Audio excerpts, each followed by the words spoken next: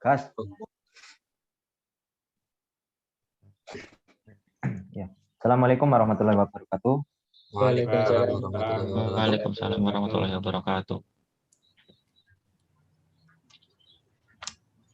Baik, di sini kami akan mempresentasikan laporan tugas besar yang diampu oleh dosen Bapak Fadil Indra Sanjaya Eskom Mkom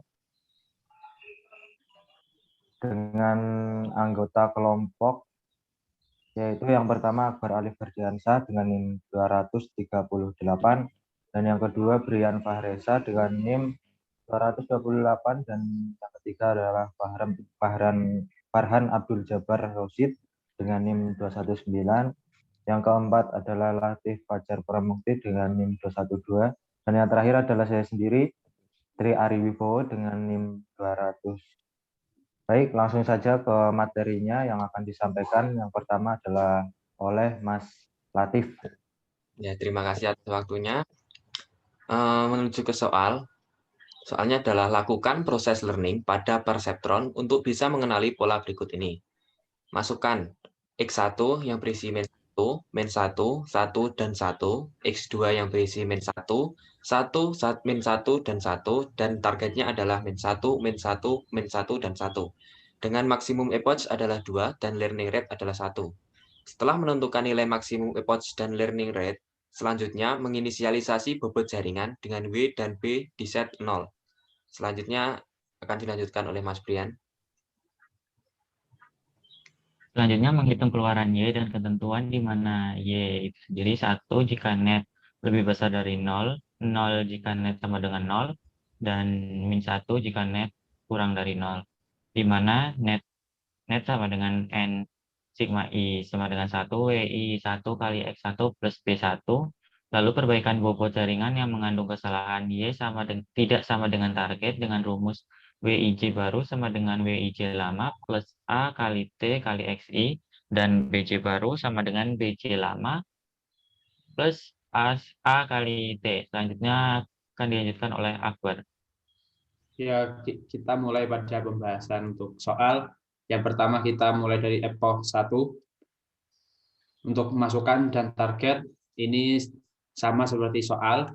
Yang membedakan di sini B, kita memasukkannya 1 semua. Terus untuk inisialisasi bobot awal kita mulai dari 0, 0, dan 0. Nah, yang pertama kita lakukan adalah seperti pada perintah di sini. Pertama kita menghitung keluaran Y atau outputnya dengan cara mengalihkan W1 dikali X1 ditambah W22 dikalikan min 1 ditambahkan B1. Yang nanti hasilnya adalah 0. Jadi jika hasilnya 0, jika net adalah 0, maka Y-nya adalah 0. Nah, karena target dan Y tidak sama, berarti kita harus mencari bobot baru dengan rumus seperti berikut. Nah, di sini pertama kita A atau learning rate. Learning rate kita tadi adalah 1 dikalikan T, targetnya min 1, dikalikan X1, hasilnya maka 1. Dan seterusnya, hasilnya 1 min 1. Nah, setelah dihasilkan bobot baru, kita akan menghitung untuk Y yang kedua. Y kedua kita pakai bobot yang baru, di mana 1 kali min 1, min 1, 1 kali 1, 1, ditambahkan adalah min 1, maksud saya adalah 0, min 1 tambah 1 sampai dengan 0, dan ditambahkan min 1. Maka hasilnya adalah min 1. Jika net min 1, maka Y-nya itu min 1. Nah, proses tersebut terus diulang sampai keempat. Nah, di sini karena Y dan target hasilnya sama, maka bobotnya kita bobot tetap. Kita tidak melakukan perubahan bobot. Dan di sini mohon maaf karena ada kesalahan penulisan, seharusnya di sini adalah bobot tetap. Di sini kita hanya memperbaiki bobot untuk yang pertama. Nah, karena Y atau keluaran di sini belum sama semua dengan target, maka kita lanjut ke epoch 2. Nah, untuk epoch 2 ini kita mulai untuk bobot awalnya dari yang bobot sebelumnya, yaitu 1, 1, min 1. Kita masukkan ke rumus dan kita ketemu Y-nya itu min 1. Nah, di sini Y juga sudah sama dengan targetnya, maka bobot tidak perlu diganti. Dan untuk seterusnya ke bawah dihasilkan seperti ini.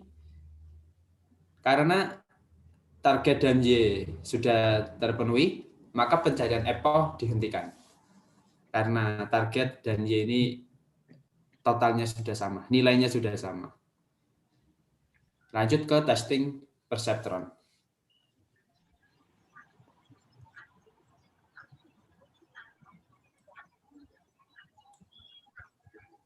Yang dilanjutkan oleh Farhan. Oke, terima kasih Mas Akbar.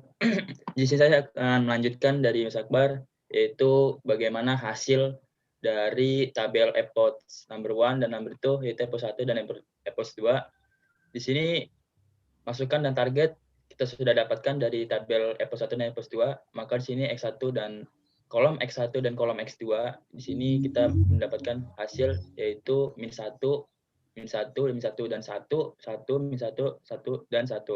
Maka karena target sudah diberhentikan dan target sudah sama, maka hasilnya adalah yang pertama itu min 1, min 1, min 1 dan 1 sesuai dengan pada epoch 2. Bisa dilihat kembali pada tabel yang sebelumnya. Nah, di sini itu sesuai kan, karena target sudah sama, maka diberhentikan. Nah, di situ kita dapat analisis bahwa hasil testing perseptronnya yaitu ada masukan dan target yang meliputi kolom S1, S2, dan T. Seperti itu. Maka hasil analisis dari tabel epoch 1 dan epoch 2, di sini kita dapatkan sebuah diagram singkat, bahwasanya X1, bahwasanya Y itu menuju ke X1 dan Y menuju X2 dan X menuju 1. Nah, pada Y menuju X1 ini kita mendapatkan yaitu pada tabel perubahan bobot W11 itu sama dengan 1. Dan pada perubahan bobot yang merupakan di situ ada W21, maka di situ disamakan dengan tabel di atas bahwasanya W21 yaitu 1. Kemudian Y yang menuju ke 1 ini dia menunjukkan pada perubahan bobot atau bobot baru istilahnya. Karena W11 ini adalah perubahan bobot, maka dapat disimpulkan di sini ada pembuatan bobot baru, yang mana di sini adalah hasil dari kesimpulan tabel-tabel di atas tadi. Maka B11 di atas adalah min 1. Nah, di sini dapat kita simpulkan tabel hasil analisis di atas itu sama seperti tabel testing perception yang tadi sebelumnya. Nah, di sini bisa kita samakan yaitu ada kolom S1 dan S2 dan target bisa disamakan dengan juga output atau keluaran. Di sini juga X1 dan X2 itu sama, kolom pertama yaitu ada X1 dan S1 dan hasilnya adalah min 1, dan pada baris kedua X1 dan 1 dan hasil keluaran output juga min 1, dan berikutnya ada 1, min 1, dan keluarannya 1, 1, dan 1, dan hasil keluarannya adalah 1. Kurang lebihnya seperti itu penjelasan dari saya, maka akan saya kembalikan ke moderator untuk selanjutnya. Terima kasih. Oke, baik. Mungkin demikian presentasi dari kelompok kami. Kurang lebihnya mohon maaf, dan saya juga sebagai moderator banyak kekurangan, saya mohon maaf. Sekian dari saya. Wassalamualaikum warahmatullahi wabarakatuh. Waalaikumsalam warahmatullahi wabarakatuh. Waalaikumsalam warahmatullahi wabarakatuh.